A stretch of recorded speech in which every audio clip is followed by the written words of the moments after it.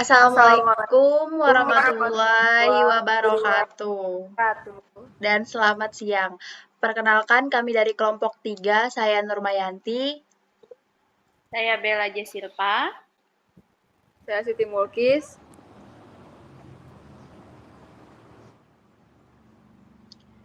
Jadi di sini kami akan mempresentasikan tentang patofisiologi HIV atau Human Immunodeficiency Virus yang akan dipaparkan oleh kami semua. Yang pertama tentang pengertian yang akan disampaikan oleh Bella Gisilva.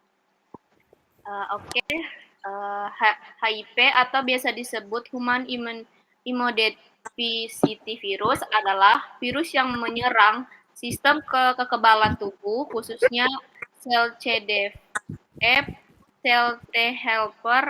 Jika tidak ditangani, HIV akan berkembang menjadi AIDS, Acquired Immune Deficiency Syndrome.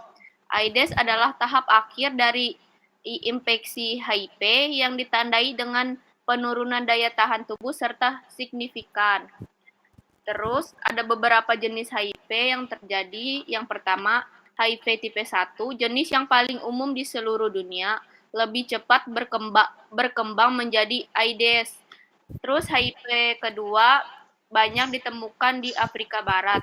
Perkembangannya tuh penyakitnya lebih lambat dan tingkat penularannya lebih rendah dibanding HIV tipe 1. Etiologi atau penyebab HIV disebabkan oleh infeksi virus HIV penularan melalui hubungan seksual tanpa pengaman, transfusi darah yang terkontaminasi, penggunaan jarum suntik secara bergantian, ibu hamil yang menularkan ke janin selama kehamilan, persalinan, atau menyusui. Patofisiologi HIV. Yang pertama, masuk ke tubuh. Virus HIV masuk ke dalam darah tubuh melalui darah secara seksual ASI atau jarum suntik. Yang kedua, menyerang sel CD4. Virus menempel pada reseptor CD4 dan koreseptor CCR5 atau CXCR4 lalu masuk ke dalam sel.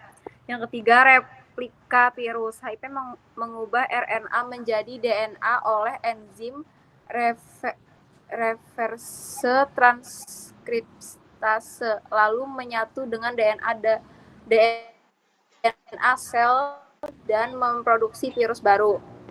Yang keempat, penyebaran dan kerusakan imun. Virus baru keluar menyerang sel CD4 lainnya.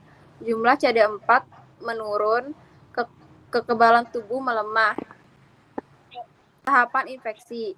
Fase akut. Gejala mirip flu, virus berkembang cepat. Fase laten. Virus aktif perlahan tanpa gejala. AIDS CD4 kurang lebih 200 atau muncul infeksi berat opportunistic infections. Gejala klinis HIV yang pertama fase akut 2-6 minggu setelah infeksi. Gejala mirip flu seperti demam, sakit tenggorokan, nyeri otot, ruam kulit, dan pembesaran kelenjar getah bening. Kemudian fase lateks atau asimptomatik, tidak ada gejala khas, virus tetap aktif dan merusak sistem imun secara perlahan.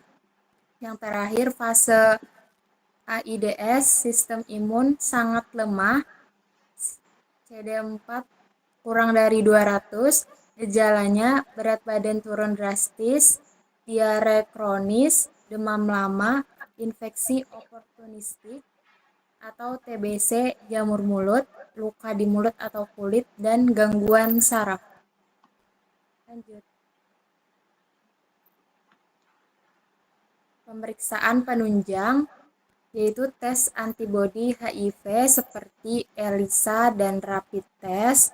tes konfirmasi Western blot, jumlah CD4, mengukur kekuatan sistem imun, viral load, mengukur jumlah virus HIV dalam darah, tes resistensi untuk menyesuaikan pengobatan antiretroviral atau IRT.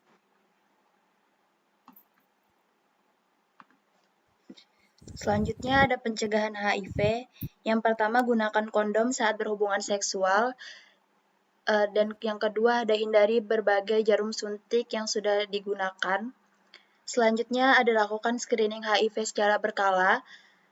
Penggunaan profilikasi prapajanan atau PrEP untuk kelompok risiko tinggi. Selanjutnya ada edukasi kampanye kesadaran masyarakat. Dan yang terakhir ada ibu hamil yang positif HIV harus mendapatkan pengobatan untuk mencegah penularan ke bayi. Kesimpulan yang dapat diambil dari materi tentang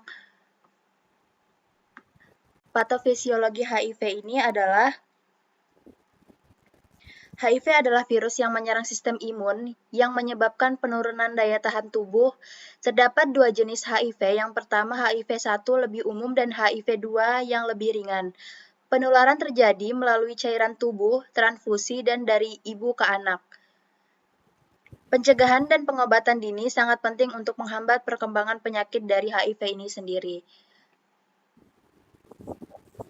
Itu dia presentasi dari kelompok kami tentang patofisiologi HIV atau Human Immunodeficiency Virus. Mungkin itu saja yang dapat kami sampaikan. Salah hilapnya kami mohon maaf. Wassalamualaikum warahmatullahi wabarakatuh.